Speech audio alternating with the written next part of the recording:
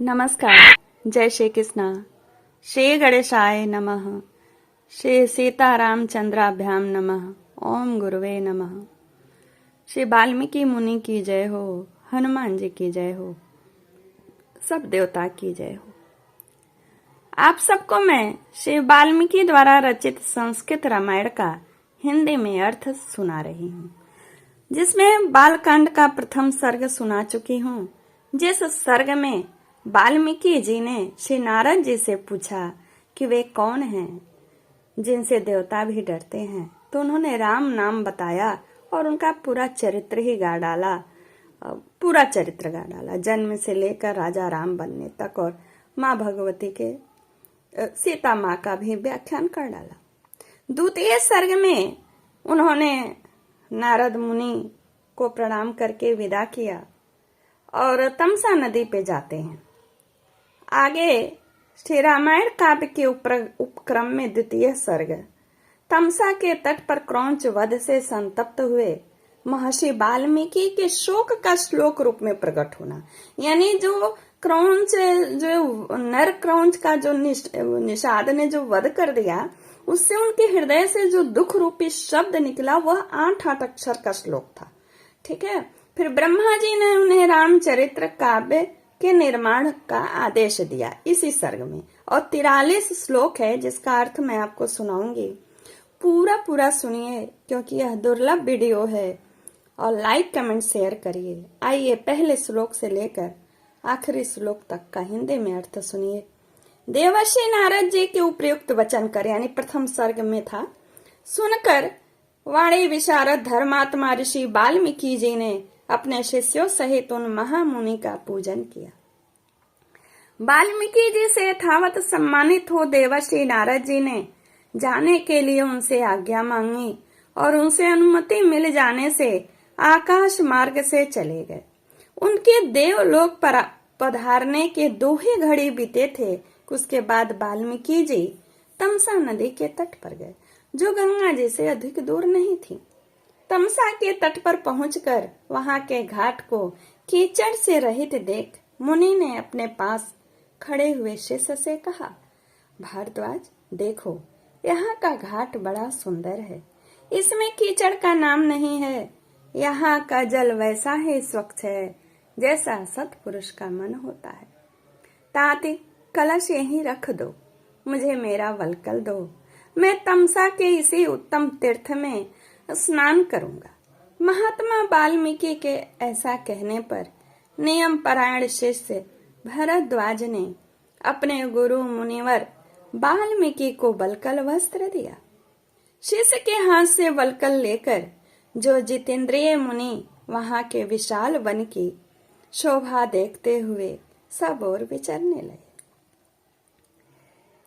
वे उनके पास ही, वाल्मीकि जी के पास ही जब वे विचर रहे थे, तो क्रौंच पक्षियों का एक जोड़ा, जो कभी एक दूसरे से अलग नहीं होता था, विचर रहा था। वे दोनों पक्षी बड़ी मधुर बोली बोलते थे। भगवान वाल्मीकि ने पक्षियों से इस जोड़े को वहां देखा, पक्षियों के उस जोड़े को वहां देखा। उस समय पाप पूर्ण विचार रखने वाले एक निषाद ने, जो समस्त जंतुओं का अकारण वैरी था, यानी वध करता था, वहां आकर पक्षियों के उस जोड़े में से एक नर पक्षी को मुनि के देखते ही देखते बाण से मार डाला। मुनि उनके किड़ा को, मधुर बोली को सुन ही रहे थे। वह पक्षी खून से लथपथ होकर पृथ्वी पर गिर पड़ा और पंख फड़फड़ाता हुआ तड़पने लगा।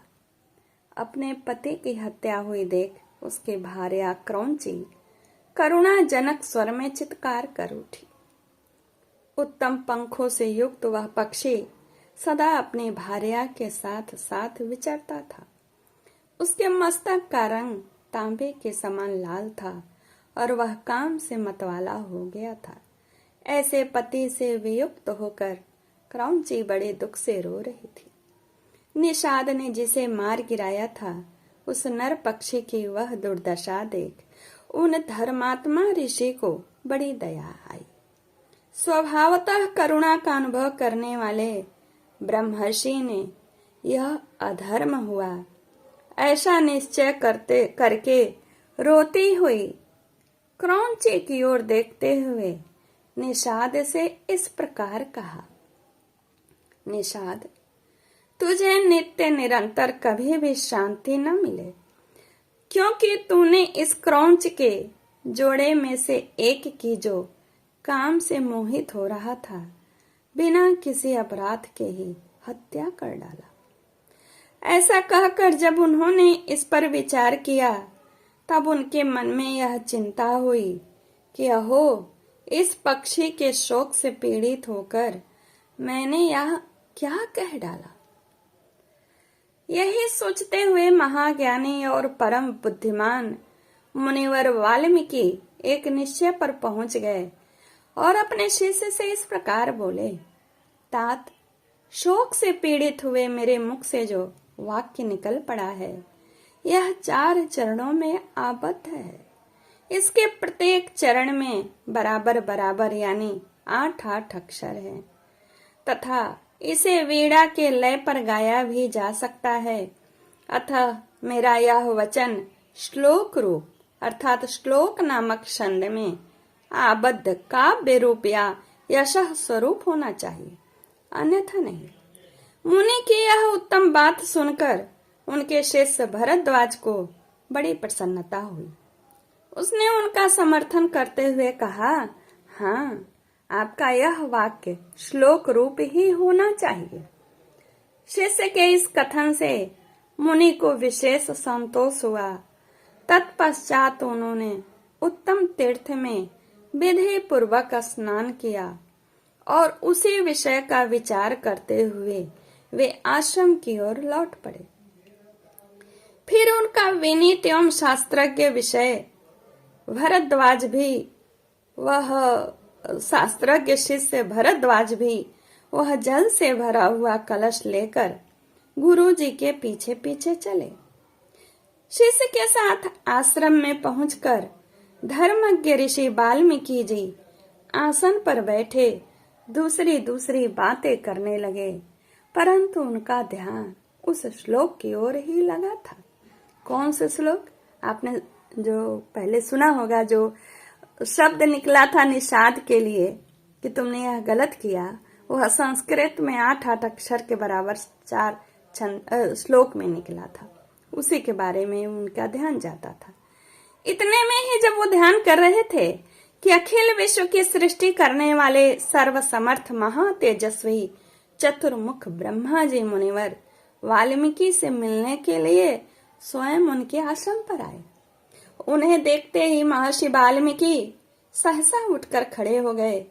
वे मन और इंद्रियों को वश में रखकर अत्यंत विस्मित हो हाथ जोड़े चुपचाप कुछ काल तक खड़े ही रह गए। वाल्मीकि जी कुछ बोल न सके।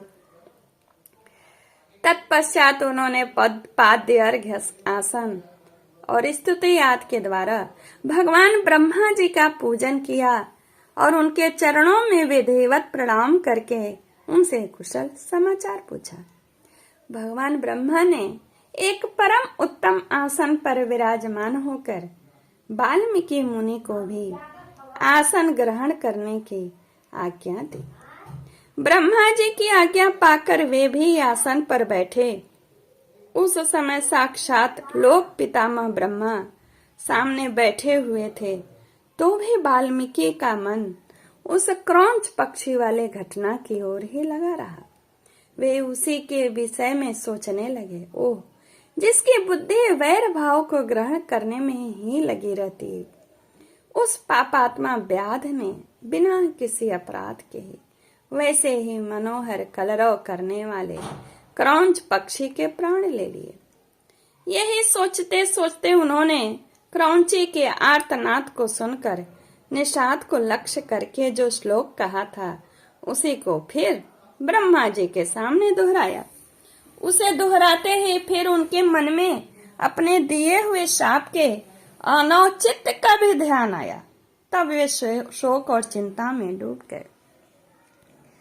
ब्रह्मा जी उनकी मनः स्थिति को समझकर हंसने लगे और मुनिवर वाल्मीकि से इस प्रकार बोले, ब्रह्मन, तुम्हारे मुंह से निकला हुआ यह छंदोबद्ध वाक्य श्लोक रूप ही होगा। इस विषय में तुम्हें कोई अन्यथा विचार नहीं करना चाहिए। मेरे संकल्प अथवा प्रेरणा से ही तुम्हारे मुंह से ऐसी वाणी निकली श्लोक में, काव्य में। मुनि श्रेष्ठ, तुम श्री राम के संपूर्ण चरित्र का वर्णन करो। परम बुद्धिमान भगवान श्री राम संसार में सबसे बड़े धर्मात्मा और धीर पुरुष हैं।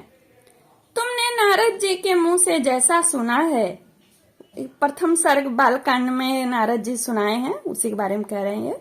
तुमने नारद जी के मुंह से जैसा सुना है उसी के अनुसार उनके चरित्र का चित्रण करो।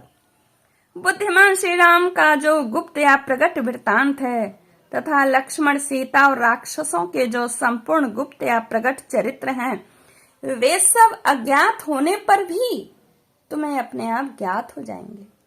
इस काव्य में अंकित तुम्हारी कोई भी बात झूठी नहीं होगी। इसलिए तुम श्री रामचंद्र जी की परम पवित्र एवं मनोरम कथा को श्लोकबद्ध करके लिखो। इस पृथ्वी पर जब तक नदियों और पर्वतों की सत्ता रहेगी, तब तक संसार में रामायण कथा का प्रचार होता रहेगा। जब तक तुम्हारी बनाई हुई श्री राम कथा का लोक में प्रचार रहेगा, तब तक तुम इच्छा अनुसार ऊपर नीचे तथा मेरे लोकों में निवास करोगे। ऐसा कहकर भगवान ब्रह्मा जी वहीं अंतर्धान हो गए। उनके वहीं अंतर्धान होने से शिष्यों सहित भगवान वाल्मीकि मुनि को बड़ा विस्मय हुआ। तदंतर उनके सभी शिष्य अत्यंत प्रसन्न होकर बार बार इस श्लोक का गान करने लगे तथा परम विस्मित हो परस्पर इस प्रकार कहने लगे। हमारे गुरुदेव महर्षि ने क्रौंच पक्षी के दुख से दुखी होकर जिस समान अक्षर वाले 4 चरणों से युक्त वाक्य का गान किया था, वह था तो उनके हृदय का शोक, किंतु उनकी वाणी द्वारा उच्चारित होकर श्लोक रूप हो गया, यानी काव्य रूप, यश रूप हो गया।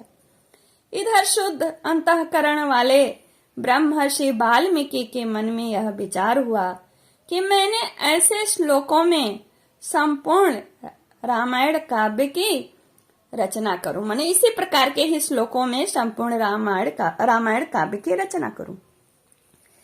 यह सोचकर उदार दृष्टि वाले उन यशस्वी महर्षि भगवान श्री रामचंद्र जी के चरित्र को लेकर हजारों श्लोकों से युक्त महाकाव्य की रचना की, जो उनके यश को बढ़ाने वाला है। उसमें श्री राम के उदार चरित्रों का प्रतिपादन करने वाले मनोहर पदों का प्रयोग किया है। महर्षि वाल्मीकि के बनाए हुए इस काव्य में तत्पुरुष आदि समासों, दीर्घ, गुण आदि संधियों और प्रकृति प्रत्यय के संबंध का यथा योग्य निर्वाह हुआ है। इसकी रचना में समता, पतत, प्रकर्ष आदि दोषों का अभाव है। पदों में माधुर्य है और अर्थ में प्रसाद गुण की अधिकता है। भावुक जनों, हमारे वीडियो को सुनने वाले भक्तों, इस प्रकार शास्त्रीय पद्धति के अनुकूल बने हुए इस रघुवर चरित्र और रावण वध के प्रसंग को ध्यान दे करके सुने और अगला भाग, बालकांड का अगला भाग जो है मैं अगले वीडियो में सुनाऊंगी। इस प्रकार से वाल्मीकि निर्मित आश रामायण आदि काव्य के बालकांड का यह दूसरा सर्ग पूर्ण हुआ। तीसरा सर्ग मैं आपको अगले वीडियो में सुनाऊंगी। नमस्कार, जय श्री